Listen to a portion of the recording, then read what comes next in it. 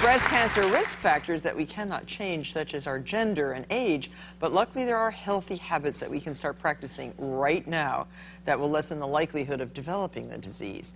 Good nutrition plays a vital role in our health and wellness, and here to tell us more is the president of Gaynor Integrative Oncology, Dr. Mitchell Gaynor. Hi. Hi.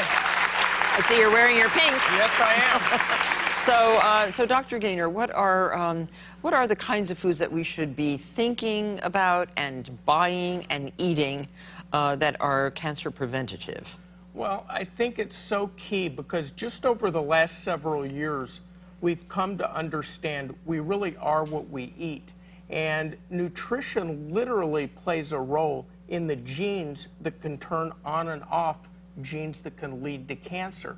So the main thing is to try and eat as naturally as possible, try and avoid the processed foods as much as possible, and include a lot of very, very healthy phytonutrients, because we think a gene therapy is something that maybe in 100 years will be useful. We're doing gene therapy every time we put food in our mouth, for good or for harm. So what are the, let's talk about what's in front of us. These are cancer-fighting foods. Yes. So the wonderful broccolis, cauliflowers, cabbages. Yes, the cruciferous vegetables. Cruciferous, okay. Yes, and those have two key nutrients. One is called sulforaphane. Sulforaphane is a nutrient that literally helps rid the body of all the carcinogens that we're exposed to from the time we're born. Pesticide residues, herbicide residues, things like that. So it sort of scrubs your insides. Yes, it does. Okay. It increases detoxifying enzymes. And the other key thing for breast cancer is a chemical called indole carbinol. Indole carbinol is a phytonutrient that can literally turn the estrogens in a woman's body from the type that promote breast, uterine, and ovarian cancer and change them to the type of estrogens that actually protect against those cancers. So it's very important for women to have a cruciferous vegetable every day. What does phyto mean? I mean, phyto is spelled P-H-Y-T-O, right? Yes, not F-I-T-O. But no, people don't know what phyto means. What does phyto mean? Phyto is plant, plant-based. Okay. So look for your broccolis, your cauliflowers, Absolutely. all of these, and eat them every single day. It's just they're so good. They are. Yeah, and they're so tasty, and then we'll show you how to prepare them. And then what about tea? This is green tea. Well, a lot of studies have looked at green tea epidemiologically. The vast majority have shown that green tea consumption is associated with a lower incidence of breast cancer. It doesn't matter whether you're having the loose leaf tea or having tea bags. It contains certain chemicals that literally can turn on what we call tumor suppressor genes. Those are genes that suppress the development of cancer. Okay, so drink a lot of green tea. Green tea, there are some studies that suggest putting milk in the tea may interfere with some of the good phytonutrients in the tea that protect against cancer. So it's best if you put like honey or mint, something like that. Or lemon. Or lemon. Yeah, I drink it with lemon. It's so good. Okay, fish. Salmon in particular, or all fish? Well, it's mainly cold, deep water fish, but vitamin D, which is found in salmon, it's found in cottage cheese, dairy. Vitamin D is absolutely key against breast cancer. One, we know women with the lowest vitamin D levels have a significantly higher incidence of breast cancer. And equally important is women, when they're diagnosed with cancer that have the lowest vitamin D levels, have a far greater likelihood of having the cancer recur. Oh, and then we have flaxseed. Yes, flaxseed. Ground up and a whole. Yes, ground flaxseed contains omega-3 fatty acids. Omega-3 fatty acids are also found in the cold, deep water fish, walnut oil. They lower inflammation in the body.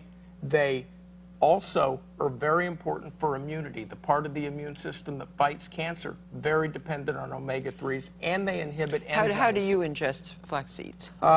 It's always best ground, and then it's great on like cereal.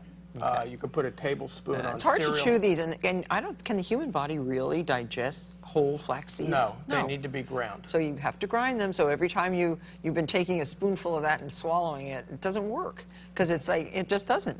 No. They're too hard. That's right. Yeah. That's So right. what about rosemary and turmeric? Well, these spices are two huge cancer fighters. One of the definitions of cancer is that those cells have lost the ability to die normally. These spices help restore that ability. They also turn off key enzymes cancer cells need to grow and divide.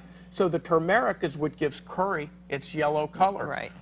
And rosemary is used to season a lot of foods. These are absolutely key to include in your diet. And rosemary is daily. good for seasoning, but it's hard to eat by itself. You know, try to Yes. chew on a rosemary stalk. It's not pleasant. What about butter?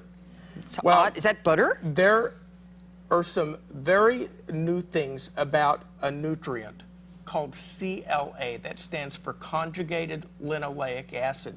Now, oleic acid is a very common fatty acid in nature, but cows are able to conjugate it and make the CLA.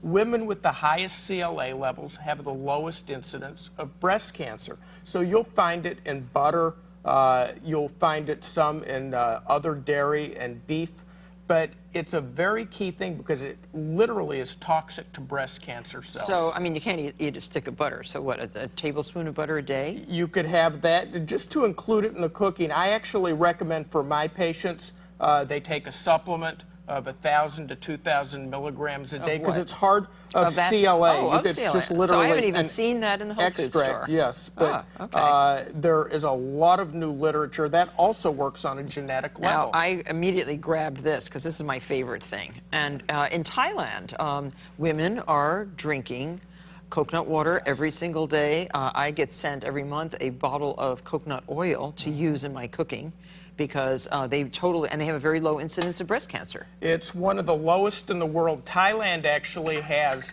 the highest per capita coconut consumption in the world and one of the lowest breast cancer rates in the world. Coconut contains something called lauric acid. The only place that's really found is mother's milk.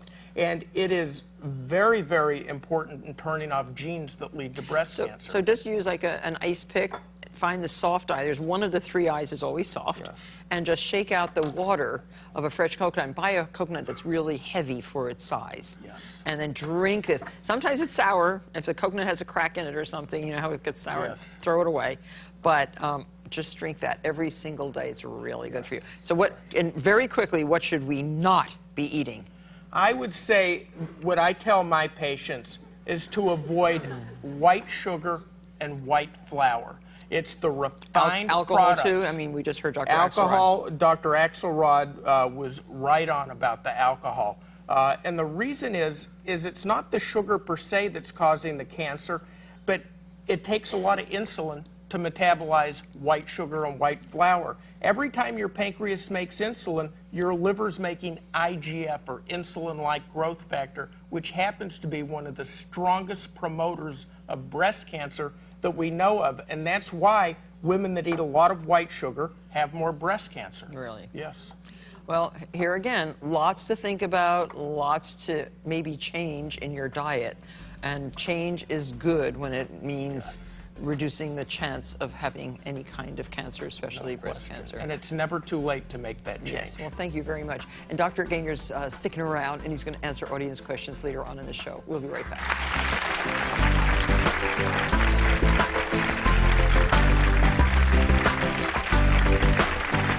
Coming up, we have the best experts answering all of your questions about breast cancer.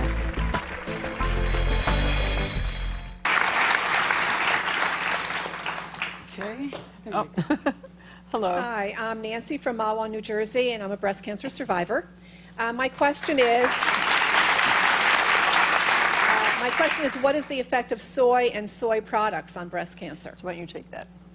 Well, there is probably no bigger myth amongst cancer survivors than the myth that soy is bad for you. And that really started because soy does contain something called phytoestrogens, plant-based estrogens. So the fear was that maybe those were stimulating breast cancer proliferation. But large studies have shown that the isoflavones in soy, the estrogens in soy lower the total estrogens in the human body. And after you've had breast cancer, women that do consume dietary soy, miso, tofu, tempeh, they actually have a lower risk of the cancer coming back. Excellent. Thank you.